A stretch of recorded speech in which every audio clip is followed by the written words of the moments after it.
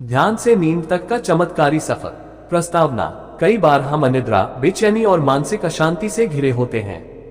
ध्यान और नींद दोनों ही मन को शांति देने वाले अमूल्य साधन हैं, लेकिन इन दोनों के बीच का संबंध गूढ़ और चमत्कारी है।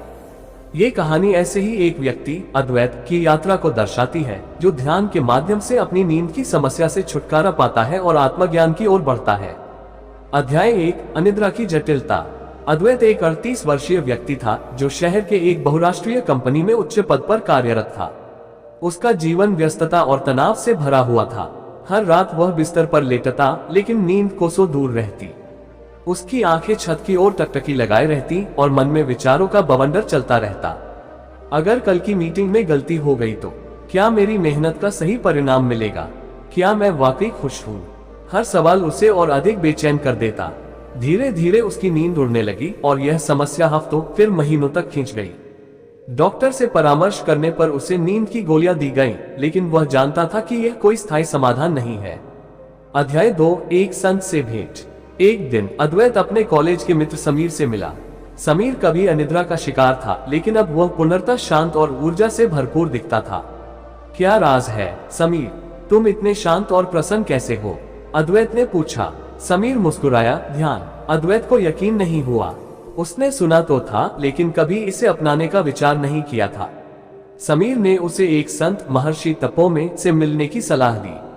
महर्षि हिमालय के एक आश्रम में रहते थे और ध्यान व योग के विशेषज्ञ थे। अध्याय 3, हिमालय की यात्रा। अद्वैत ने अपने काम से कुछ दिन की छुट्टी ली और हिमालय की यात्रा पर निकल पड़ा। वहां पहुंचकर उसने एक छोटा लेकिन सुंदर आश्रम देखा। चारों ओर हरियाली थी, पक्षियों की चहचहाहट थी और वातावरण एक दिव्य शांति से भरा था। महर्षि तपोमें ध्यान में बैठे थे। अद्वैत ने झुककर प्रणाम किया और अपनी समस्या बताई। महर्षि मुस्कुराए। तुम्हारी समस्या तुम्हारे ही भीतर है। विचारों का प्रवाह तुम्हारी नींद को बाधित करता है। ध्यान तुम्हें इस प्रवाह से परे ले जाएगा।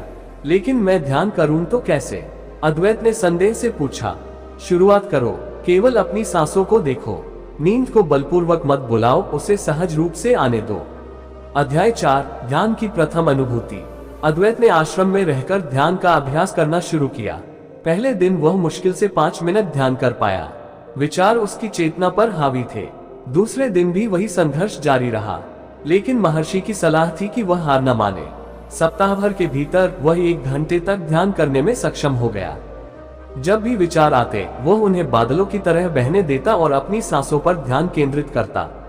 धीरे धीरे उसे एक अनोखी अनुभूति होने लगी। उसका मन हल्का होता गया, तनाव कम होने लगा और पहली बार उसे गहरी प्राकृतिक नींद आई। अध्याय 5, नींद और ध्यान का रहस्य। एक दिन अद्वैत ने महर्षि से पूछा, ध्यान से नींद में जाने की प्रक्रिया इतनी सहज क्यों बन गई? महर्षि ने उत्तर दिया, ध्यान और नींद दोनों में एक समानता है, समर्पण। जब तुम सोने जाते हो तो शरीर को छोड़ देना होता है, लेकिन मन विचारों से चिपका रहता है। ध्यान सिखाता है कि मन को भी छोड़ दो। क्या इसका अर्थ यह है कि ध्यान ही नींद का सच्चा द्वार है?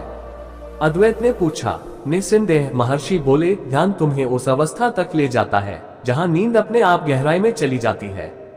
अध्याय 6, जीवन में परिवर्तन। अद्वैत ने आश्रम में 1 महीने तक ध्यान किया और फिर शहर लौट आया। अब उसकी दिनचर्या बदल चुकी थी। हर रात सोने से पहले वह 20 मिनट ध्यान करता। परिणाम स्वरूप उसकी नींद अपने आप गहरी और शांत हो गई। उसकी कार्यक्षमता बढ़ गई, चिड़चिड़ापन कम हो गया और सबसे बड़ी बात, वह खुश रहने लगा। उसने अपने सहकर्मियों को भी ध्यान करने के लिए प्रेरित किया और धीरे धीरे ये बदलाव पूरे ऑफिस में फैलने लगा। अध्याय 7, आत्मज्ञान की ओर। एक रात अद्वैत ध्यान कर रहा था। उसकी सांसें गहरी थी, मन पूरी तरह शांत था। अचानक उसे एक अद्भुत अनुभव हुआ, एक गहरी शांति और आनंद की अनुभूति। उसे समझ आया कि नींद केवल शरीर का आराम नहीं है, बल्कि मन की शुद्धि का भी एक माध्यम है। ध्यान के द्वारा उसने जाना कि जो वास्तव में जागा है, वही सबसे अच्छी नींद का अनुभव कर सकता है। ध्यान से नींद तक का सफर केवल एक नींद की समस्या को हल करने की यात्रा नहीं है, बल्कि यह आत्मा खोज और आंतरिक शांति की यात्रा है। जब हम विचारों के जाल से मुक्त होते हैं, तो न केवल हमारी नींद सुधरती है, बल्कि पूरा जीवन एक मधुर संगीत की तरह प्रवाहित होने लगता है। तो क्या तुम भी इस यात्रा को अपनाने के लिए तैयार हो? अध्याय 8, नींद और ध्यान के गहरे आयाम। अद्वैत अब हर रात ध्यान करता और सहजता से नींद में चला जाता, लेकिन उसके भीतर जिज्ञासा बनी रही, क्या ये केवल नींद तक सीमित है या ध्यान के गहरे स्तरों पर कुछ और भी है। एक दिन उसने महर्षि तपोमे को पत्र लिखा, गुरुदेव, अब मैं ध्यान से नींद में जाने की कला सीख चुका हूँ, लेकिन क्या ये सिर्फ शारीरिक विश्राम का माध्यम है या इसे कुछ और भी प्राप्त किया जा सकता है। कुछ दिनों बाद महर्षि का उत्तर आया, ध्यान और नींद केवल विश्राम नहीं है, ये आत्म खोज के द्वार है। जब मन पूर्ण रूप से शांत हो जाता है तब तुम्हें अपने अस्तित्व की गहराई में जाने का अवसर मिलता है। नींद की अवस्था में तो चेतना मंद पड़ जाती है, लेकिन ध्यान में तुम्हारी चेतना जागृत रहती है। यदि तुम इस मार्ग पर आगे बढ़ते रहोगे तो तुम्हें आत्म स्वरूप का बोध होगा। अद्वैत को ये पत्र पढ़कर रोमांच हुआ। वह समझ चुका था कि यह सफर यहीं खत्म नहीं होता। अध्याय 9, स्वप्न और जागरूकता का रहस्य। एक रात अद्वैत को एक विचित्र अनुभव हुआ। वह ध्यान कर रहा था और अचानक उसने देखा कि वह अपने ही शरीर को ऊपर से देख पा रहा है।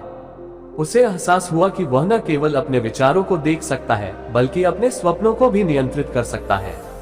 अगले दिन उसने इस अनुभव को समझने के लिए गहरी खोजबीन की। उसे पता चला कि इसे स्वप्न योग कहा जाता है, जहां व्यक्ति स्वप्न देखते हुए भी पूरी तरह से सचेत रह सकता है। महर्षि ने इस पर प्रकाश डालते हुए कहा, जब तुम ध्यान से नींद की ओर जाते हो तो तुम अचेतन मन के गहरे स्तरों में प्रवेश करते हो।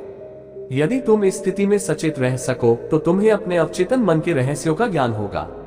अद्वैत ने इस पर अभ्यास शुरू किया और धीरे धीरे उससे समझ आने लगा कि मन की सभी बेचैनियां, नींद की सभी बाधाएं केवल हमारे ही भीतर से उत्पन्न होती हैं। अध्याय 10, समाधि की झलक। धीरे धीरे अद्वैत का ध्यान गहराने लगा। एक रात ध्यान करते समय उसने अपना अहंकार और शरीर की सीमाओं को पार कर लिया। ऐसा लगा मानो वह पूरे ब्रह्मांड के साथ एक हो गया हो। वह पूरी तरह से शून्य में समा गया, जहां न कोई विचार था, न कोई भाव, न कोई पहचान, बस एक अनंत शांति और आनंद था। अगले दिन जब वह उठा तो वह पूरी तरह बदल चुका था। अब उसे किसी भी चीज की चिंता नहीं थी, न भविष्य की, न अतीत की। नींद अब केवल विश्राम का साधन नहीं थी, बल्कि एक यात्रा बन चुकी थी, एक यात्रा अपने ही अस्तित्व के रहस्यों को समझने की। अध्याय 11, जीवन का नया दृष्टिकोण। अब अद्वैत का जीवन पूरी तरह बदल चुका था। वह अब केवल एक कंपनी का अधिकारी नहीं था, बल्कि एक साधक बन चुका था। उसने महसूस किया कि ध्यान से न केवल नींद में सुधार आता है, बल्कि पूरा जीवन बदल जाता है। उसकी संवेदनशीलता बढ़ गई, उसका क्रोध समाप्त हो गया और वह हर क्षण में आनंद का अनुभव करने लगा। अब वह केवल भौतिक सुखों में नहीं, बल्कि आत्म संतोष में सुख ढूंढता था। महर्षि ने कहा था, जो जागता है वही सच्ची नींद का आनंद लेता है, और जो सचमुच सोता है वही सच्ची जागृति को प्राप्त करता है। अद्वैत अब समझ चुका था कि ध्यान केवल सोने के लिए नहीं, बल्कि जागने के लिए भी है, उस जागरण के लिए जो मन और आत्मा को मुक्त कर देता है। ध्यान से नींद तक का चमत्कार।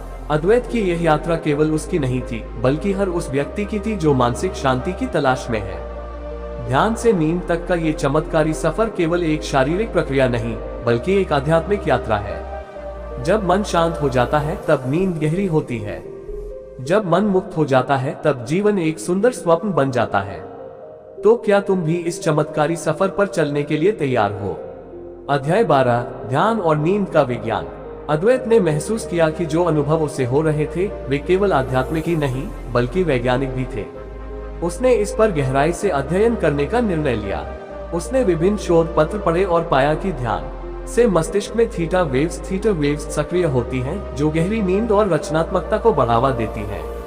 जब हम ध्यान करते हैं तो मस्तिष्क की गतिविधियां धीरे धीरे बीटा चिंतनशील अवस्था से अल्फा आरामदायक अवस्था और फिर थीटा व डेल्टा गहरी नींद और समाधि की ओर चली जाती हैं। अद्वैत को ये जानकर आश्चर्य हुआ कि प्राचीन ऋषियों ने जो बातें कही थी वे आज आधुनिक विज्ञान भी प्रमाणित कर रहा था। अध्याय 13, योग निद्रा का रहस्य। एक दिन अद्वैत को योग निद्रा के बारे में पता चला। यह एक विशेष तकनीक थी जिसमें व्यक्ति अर्धचेतन अवस्था में रहकर भी गहरे विश्राम का अनुभव कर सकता था। अद्वैत ने इस पर अभ्यास करना शुरू किया और पाया कि केवल 20-30 मिनट की योग निद्रा से उसे इतनी ऊर्जा मिलती थी जितनी 4-5 घंटे की गहरी नींद से मिलती। महर्षि तपोमे ने कहा, योग निद्रा सोने की नहीं, जागने की प्रक्रिया है। इसमें शरीर सोता है लेकिन मन जागृत रहता है। जो इस कला को सीख लेता है वह जीवन भर ऊर्जावान और शांत बना रहता है। अब अद्वैत की दिनचर्या बदल चुकी थी। सुबह ध्यान, दोपहर में कुछ मिनट की योग निद्रा और रात में गहरी नींद। अध्याय 14 स्वप्नों का गूढ़ अर्थ। ध्यान और योग निद्रा का अभ्यास करने के बाद अद्वैत ने महसूस किया कि अब उसके स्वप्न भी बदलने लगे थे। पहले वे अनियंत्रित होते थे, लेकिन अब वे स्पष्ट और सार्थक होने लगे थे। महर्षि ने उसे समझाया, स्वप्न तुम्हारे अवचेतन मन का दर्पण है। जब तुम्हारा मन शुद्ध होता है तो स्वप्न भी अर्थपूर्ण हो जाते हैं। कुछ योगी अपने स्वप्नों में भी ध्यान कर सकते हैं और वहां से गहरे आध्यात्मिक संदेश प्राप्त कर सकते हैं। अद्वैत ने महसूस किया कि उसके स्वप्न भविष्य की झलक भी दिखाने लगे थे। उसे समझ में आने लगा कि यदि मन को सही ढंग से प्रशिक्षित किया जाए तो स्वप्न केवल कल्पना नहीं रहते, बल्कि वे आत्मज्ञान के द्वार बन जाते हैं। अध्याय 15 मृत्यु और गहरी नींद का संबंध। एक दिन अद्वैत ने महर्षि से पूछा, गुरुदेव, क्या नींद और मृत्यु के बीच कोई संबंध है? महर्षि मुस्कुराए और बोले, नींद एक छोटी मृत्यु है और मृत्यु एक लंबी नींद।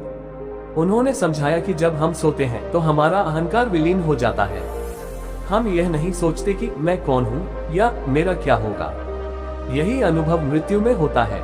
यदि तुम ध्यान से सोना सीख जाओ तो तुम मृत्यु के समय भी शांत और आनंदित रहोगे। मृत्यु का भय उन्हीं को होता है जो अचेतन रूप से जीते हैं। जो सचेतन रूप से जीते हैं उनके लिए मृत्यु भी एक मधुर विश्राम होती है। ये सुनकर अद्वैत को गहरी शांति का अनुभव हुआ। अब उसे मृत्यु से डर नहीं लगता था, क्योंकि वह जान गया था कि जीवन और मृत्यु, जागरण और नींद सब एक ही सिक्के के दो पहलू हैं। अध्याय 16 पूर्ण समर्पण और मोक्ष की झलक। अब अद्वैत का ध्यान इतना गहरा हो गया था कि वह नींद में भी सचेत रहने लगा था। एक रात ध्यान करते करते वह ऐसी अवस्था में पहुंच गया जहां उसका स्वयं विलीन हो गया। उसे लगा जैसे वह समय और स्थान से परे चला गया हो। वहां कोई विचार नहीं थे, कोई पहचान नहीं थी, बस शुद्ध आनंद और असीम शांति थी। जब वह इस अवस्था से लौटा तो उसकी आंखों में आंसू थे। उसने महर्षि से कहा, अब मैं समझ गया कि सच्चा विश्राम क्या है। ये केवल नींद में नहीं, बल्कि उस अवस्था में है जहां मन पूरी तरह शांत हो जाए। महर्षि ने कहा, यही तो मोक्ष की झलक है। जब तुम हर रात इस अवस्था में सोओगे तो एक दिन तुम हमेशा के लिए जाग जाओगे। अध्याय 17 ध्यान से जीवन तक। अब अद्वैत का जीवन पूरी तरह बदल चुका था। वह केवल ध्यान और नींद तक सीमित नहीं था, बल्कि उसने हर पल को ध्यान बना लिया था। अब उसके लिए जागना भी ध्यान था, बोलना भी ध्यान था और सोना भी ध्यान था। अब वह एक सामान्य व्यक्ति नहीं था। वह अब अपने जीवन के हर क्षण में शांति और आनंद का अनुभव करता था। उसने जाना कि ध्यान केवल एक क्रिया नहीं, बल्कि जीवन का स्वरूप है, ध्यान से नींद तक और उससे परे। अद्वैत की यह यात्रा केवल उसकी नहीं थी, बल्कि हम सब की है। हर व्यक्ति जो अनिद्रा, तनाव और अशांति से ग्रस्त है, उसे समझना चाहिए कि नींद केवल शरीर को आराम देने का साधन नहीं है, बल्कि यह एक आत्म खोज की प्रक्रिया भी हो सकती है। यदि हम सचेत रूप से सोना सीख लें, तो हम सचेत रूप से जीना भी सीख सकते हैं। तो क्यों न आज से इस यात्रा को शुरू किया जाए। आज रात जब तुम सोने जाओ तो बस कुछ क्षण अपनी सांसों को देखो। धीरे धीरे ये ध्यान तुम्हें गहरी नींद में ले जाएगा और फिर एक दिन ये ध्यान तुम्हें आत्मज्ञान तक भी पहुंचा देगा। ध्यान से नींद तक और नींद से आत्मा तक ये यात्रा अनंत है। अध्याय 18 ध्यान और ब्रह्मांड की ऊर्जा। अद्वैत की साधना अब और गहरी हो चुकी थी। उसने महसूस किया कि ध्यान केवल नींद में सुधार करने का साधन नहीं है, बल्कि ये हमें ब्रह्मांड की ऊर्जा से जोड़ने का एक माध्यम भी है। एक दिन ध्यान करते हुए उसे एक नया अनुभव हुआ। उसके शरीर से एक हल्की सी ऊर्जा प्रवाहित हो रही थी, जैसे वह केवल मांस और हड्डियों का बना नहीं, बल्कि ऊर्जा का एक पुंज हो। महर्षि तपोमे ने समझाया, हमारा शरीर केवल भौतिक नहीं है, यह एक ऊर्जा क्षेत्र है। जब तुम ध्यान करते हो तो यह ऊर्जा शुद्ध हो जाती है और तुम्हारी नींद भी दिव्य बन जाती है। यही कारण है कि कुछ ऋषि बहुत कम सोते थे, फिर भी वे हमेशा ऊर्जावान रहते थे। अब अद्वैत केवल 8 घंटे की नींद पर निर्भर नहीं था। उसने महसूस किया कि जब वह ध्यान करता है तो केवल 2-3 घंटे की गहरी नींद भी पर्याप्त होती है। अध्याय 19 संकल्प और गहरी निद्रा। महर्षि ने अद्वैत को एक नई विधि सिखाई, संकल्प शक्ति के द्वारा निद्रा को नियंत्रित करना। उन्होंने कहा, यदि सोने से पहले तुम अपने अवचेतन मन को ये संकल्प दो कि मैं जल्दी और गहरी नींद लूंगा और ऊर्जा से भरा उठूंगा, तो तुम्हारा मन इसे स्वीकार कर लेगा। अद्वैत ने इसे आजमाया। हर रात सोने से पहले वह अपने मन में संकल्प दोहराता, मैं पूर्ण विश्राम करूंगा, मेरी नींद शांत और ऊर्जा देने वाली होगी। कुछ ही हफ्तों में उसकी नींद और भी प्रभावशाली हो गई। अब वह बिना किसी बेचैनी के गहरी निद्रा में चला जाता और सुबह तरोताजा महसूस करता। अध्याय 20 मृत्यु के पार का अनुभव। एक रात ध्यान करते हुए अद्वैत ने अनुभव किया कि उसका शरीर हल्का हो रहा है, जैसे वह उसमें है ही नहीं। उसे लगा जैसे वह अपने शरीर के बाहर जा रहा है। यह अनुभव बहुत वास्तविक था। उसने देखा कि वह कमरे के ऊपर तैर रहा है, नीचे अपना शरीर देख रहा है। अचानक वह एक सुरंग में पहुंच गया। वहां प्रकाश था, कोमल, दिव्य और असीम। महर्षि ने उसे पहले ही बताया था कि यह सुषुप्ति, गहरी नींद और मृत्यु के बीच की अवस्था हो सकती है। अचानक वह फिर से अपने शरीर में लौट आया। सुबह उसने महर्षि से पूछा, गुरुदेव यह क्या था? महर्षि मुस्कुराए, ये तुम्हारी चेतना का विस्तार था। जब तुम गहरी नींद और ध्यान में डूबते हो तो तुम्हें मृत्यु के पार की झलक मिल सकती है। लेकिन डरना मत, ये केवल जागृति की प्रक्रिया का एक हिस्सा है। अब अद्वैत के मन से मृत्यु का भय पूरी तरह समाप्त हो चुका था। अध्याय 21 स्वप्नों की रहस्यमयी शक्ति। अब अद्वैत अपने स्वप्नों को भी समझने लगा था। एक रात उसने सपना देखा कि वह एक प्राचीन मंदिर में है, जहां एक ऋषि उसे कुछ कह रहे हैं। सुबह जब वह उठा तो वह वचन अभी भी स्पष्ट थे। तुम जो सोचते हो वही बनते हो। तुम्हारे स्वप्न तुम्हारे भविष्य की झलक हैं। उन्हें समझो और वे तुम्हारा मार्गदर्शन करेंगे। महर्षि ने कहा, यदि तुम स्वप्नों को समझ सको तो तुम अपने जीवन को भी नियंत्रित कर सकते हो। ध्यान से नींद तक का सफर केवल विश्राम नहीं, बल्कि भविष्य का ज्ञान प्राप्त करने का माध्यम भी बन सकता है। अब अद्वैत हर सुबह उठकर अपने स्वप्नों को लिखने लगा। उसे समझ आया कि उसका अवचेतन मन उसे संदेश दे रहा था, जिसे वह अब तक अनदेखा कर रहा था। अध्याय 22 ध्यान का अंतिम चरण, सतत जागरूकता।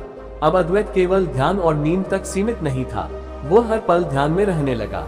अब वह चलते समय, खाते समय, यहाँ तक कि बातचीत करते समय भी पूर्ण रूप से जागरूक रहता था। महर्षि ने कहा था, ध्यान का अंतिम चरण यह नहीं कि तुम केवल बैठकर ध्यान करो, बल्कि यह है कि तुम हर समय ध्यानस्थ रहो। तब तुम्हें न नींद की जरूरत पड़ेगी, न विश्राम की। तब जीवन ही ध्यान बन जाता है।